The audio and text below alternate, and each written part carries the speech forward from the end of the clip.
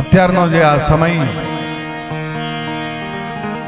આમ તો યુદ્ધનો સમય ચાલે છે, આખી દુનિયા યુદ્ધ યુદ્ધ યુદ્ધ યુદ્ધ કરે છે, પણ મને એવું લાગે છે કે યુદ્ધ તો સમોવડિયા હારે હોય, માય કાંગલા હારે યુદ્ધ ન હોય સાહેબ. હા, આપણા ત્રણેય પાંખોને તો બહાર નીકળવાની જરૂર નથી. આપણી એક પાંખને આપણો બાયડો વડાપ્રધાન ખાલી છૂટ આપી દે ને એટલે હવારે નીકળે ને હાજે પાકિસ્તાનનો ભૂખડો બોલાવીને વી આવે. એ આપણી ભારતની સેનાની તાકાત છે સાહેબ. મને એક વાત યાદ આવે છે, કારગિલના મોરચે લડતો એક જુવાન કામ આવી ગયો. સાયરામભાઈ બહુ સરસ વાતો કરી, બહુ સરસ એમણે એમની કવિતા રજૂ કરી. કીર્તિભાઈ બહુ સરસ અહીંયાથી માતાજીની વંદના કરી. આદરણીય દેવરાજભાઈએ બહુ સરસ એક કચ્છીની જે એની તાકાત છે એની એમને આનંદ કરાવ્યો. મહેશદાન બાપુએ આખા જ કાર્યક્રમનું બહુ સરસ સંચાલન કર્યું. મહેશદાન બાપુ આમ અમારા સગાઈ થાય અને મારા બાપુની જેથી શરૂઆત એમણે કીધું ને કે ઈશ્વરદાનના પહેલા કાર્યક્રમથી હું ઈશ્વરદાનની સાક્ષી પૂરું છું. એ મહેશદાન બાપુ બહેડું મૂળ પાટણા, એમણે ખૂબ સરસ રીતે એમની અહીંયાથી વાત રજૂ કરી. ભાઈ પોપટભાઈ સરસ રીતે સંચાલન કરે છે, બધા જ પોતપોતાની રીતે. દીપક બાપુએ બહુ સરસ ગણપતિની સ્થાપના કરી, હવળા હુંઢવાળા ગણપતિની સ્થાપના કરી એટલે કાર્યક્રમ આવો સરસ જાય. હા, નકર જો ગણપતિ ઊંધી સૂંઢવાળા બેહાડી દીધા હોય હા તો કાંઈ ન થાય. હા, પણ બહુ સરસ બધાએ ખૂબ આનંદ કરાયો. મારે જે થોડી ઘણી આપને એકાદ બે વાતો મૂકીને પછી મારા શબ્દને અહીંયાથી વિરામ આપવો છે.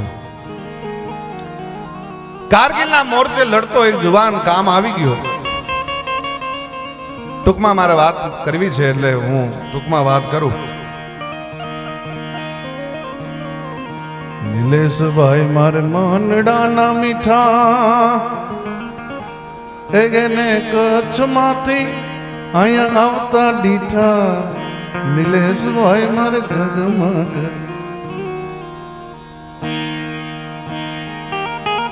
એ કારગિલના મોરચે લડતો જુવાન કામ આવી ગયો અને એમાં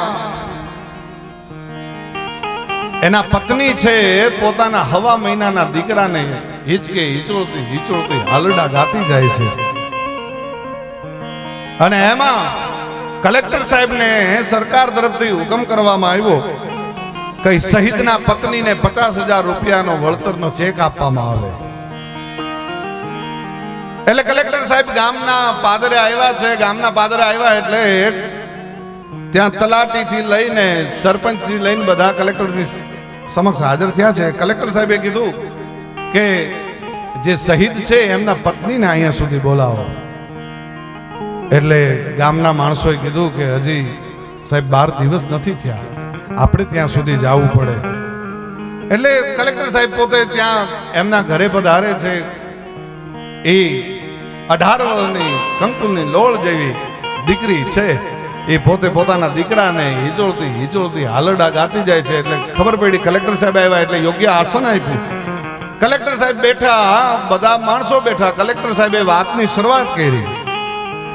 પોતે તો પોતાના દીકરાને હાલડા ગાતી જાય છે, હિચોળતી જાય છે. એમાં કલેક્ટર સાહેબે વાતની શરૂઆત કરી એટલે હાલડું બંધ કર્યું, પણ હિચકાવાનું ચાલુ છે પોતાના હાવજને, પોતાના હવા મહિનાના દીકરાના. કીધું કે કલેક્ટર સાહેબ કહે છે કે આપના પતિએ માં ભૌમ માટે, માં ભારતી માટે એ પોતાના દેહનું બલિદાન દઈ દીધું છે. એનું બલિદાન છે એ અમર અક્ષરે લખાઈ ગયું છે. અમે એને પાછો તો લાવી શકીએ એમ નથી, પણ મને સરકાર તરફથી હુકમ છે કે આપને વળતરનો 50,000 રૂપિયાનો ચેક આપો. જ્યાં સુધી પોતાના ધણીના વખાણ સાંભળતી હતી ત્યાં સુધી એને મોજના તોડા છૂટતી હતી, પરંતુ મેં પરખ્યો એની મૂછા એને મોજના તોડા છૂટતા હતા. પણ એમ કીધું કે 50,000 નો વળતરનો ચેક આપવા માટે આવ્યો છું. જે દીકરી નીચું જોઈને ધરતી ખોતરતી ભણતી હતી એ દીકરીની આંખો લાલ ઘોમ થઈ ગઈ, પગેથી માથે અને માથેથી બ્રહ્મડે ઝાળ ગઈ, કાનની બુટ્ટુ ચમ ચમ ચમ ચમ ચમ ચમ ચમ લાલ થવા માંડાણી. અને વિવેક જો દીકરીએ કીધું કે સાહેબ માફ કરજો મને, પણ મારે એક આપને પ્રશ્ન કરવો છે. કે શું પ્રશ્ન કરવો છે?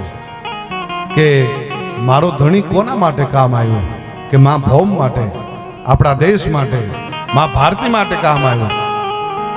સાહેબ માફ કરજો, હું આપનીથી ઘણી નાની છું, હું એટલી ભણેલી નથી, પણ મારે આપને એક વાત કહેવી છે કે આ 50,000 રૂપિયાનો ચેક આપ લઈ આવ્યા છો. સાહેબે આમ ચેક આપ્યો કે હા આ લ્યો આ ચેક. સાહેબ 50 કટકા કર્યા એ દીકરીએ, અને 50 કટકા કરીને સાહેબના હાથમાં આપતા પહેલા કીધું કે સાહેબ જે દીકરો પોતાની મા માટે શહીદ થયો હોય અને એની વવારું પછી વળતરના ચેક લેવા મળશે ને પછી કોઈ દીકરો શહીદ થવા માટે નહીં જાય. લઈ લ્યો તમારા રૂપિયા પાછા. 50 કટકા કરીને પાછા આપ્યા કે લઈ જા તારા રૂપિયાથી એનું વળતર ના મળે. ત્યારે સાહેબે કીધું કે તો આપને વળતર ક્યારે મળ્યું ગણાય? ત્યારે કીધું એ દીકરીએ કે જ્યારે એનો બાપ એ કારગિલના મોરચે લડવા ગયો ને ત્યારે મારે સમા મહિના જાતા હતા, મારે સારા દિવસો જાતા હતા. એના બાપે પોતાના દીકરાનું મોઢું નથી જોયું, દીકરાએ પોતાના બાપનું મોઢું નથી જોયું. એ આ મારો દીકરો છે ને 1.5 મહિનાનો છે, એ 18 વર્ષનો થશે એટલે હું પાછો એને આર્મીમાં ભરતી કરાવીશ. આર્મીમાં ભરતી કરાવ્યા પછી જો ભારત અને પાકિસ્તાનની વચ્ચે પાછું યુદ્ધ થાય અને તેદી મારો દીકરો એ પાકિસ્તાનના 50 સૈનિકને મારી નાખે ને તેદી એના બાપનું વળતર મળે, તારી 50,000 રૂપિયાથી વળતર ના મળે.